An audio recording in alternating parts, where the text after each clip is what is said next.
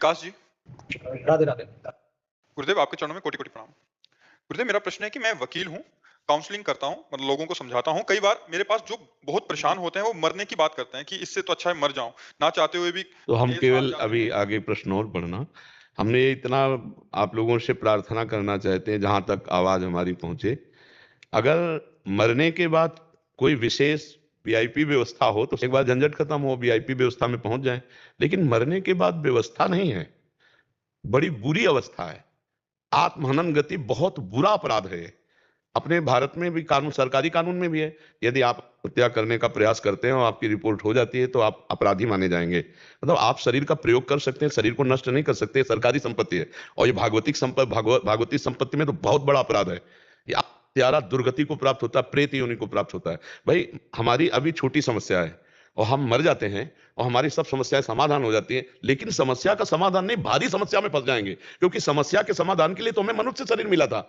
मनुष्य शरीर में हम भजन करके, साधन करके, अच्छे कर्म करके, दूसरों को सुख पहुंचाकर हम अपने पापों को नष्ट कर सकते हैं, अपनी समस्याओं का समाधान कर सकते हैं। लेकिन मरकर कोई समस्या का समाधान नहीं होता, वो भारी दुर्गति में पड़ जाता है। ये शरीर से छूट जाएगा, लेकिन अन्य जो उसको शरीर और दुर्गति प्राप्त होती है, अब वो बताने तो आता नहीं है ना। बात यह है ना कि अगर बताए आकर सबको तो समझ में आ जाए। शास्त्र और महात्मा जन जो कहते हैं वो बात माननी चाहिए। आत्म से शरीर पूर्णता करने से कोई भी लाभ नहीं, भारी नुकसान, भारी हानि है। अच्छा, अभी हमें जो संपत्ति विपत्ति जो भी परिस्थिति है उसको हम विवेक के द्वारा निपटा सकते हैं। भाई मान लो हम फेल हो गए, फिर दोबारा पढ़ेंगे। हम पढ़ाई में कायरता ना करें तो हम पढ़ेंगे, निश्चित पास होंगे। हम एक बार मान लो किसी खेल में फेल होते हैं तो हम अभ्यास करेंगे, रात दिन अभ्यास करेंगे। हम मरें क्यों?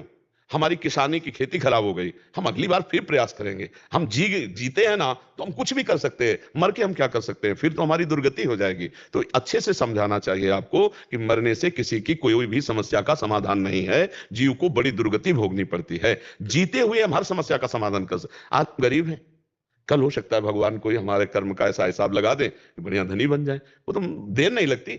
बड़े बड़े धनी को फुटपाथ में आते देर नहीं लगती, फुटपाथ वाले को धनी बनते देर नहीं लगती। तो हम समस्याओं से लड़ें।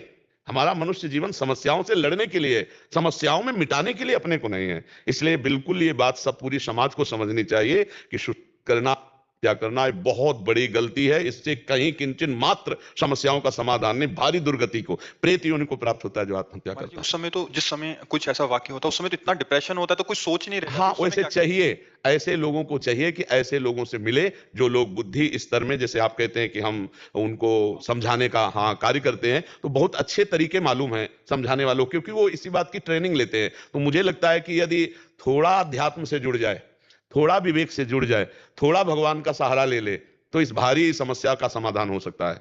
गुरुजी मैं कॉलेज के बच्चों को देखा आजकल। हाँ हाँ, वो हमारी भी हृदय की पीड़ा है कि हमारे जो नौजवान बच्चे हैं, इसमें भारी समस्या क्या है बच्चा, कि वासना का जो खेल है ये बौद्धिक स्तर की शक्ति को नष्ट करता है।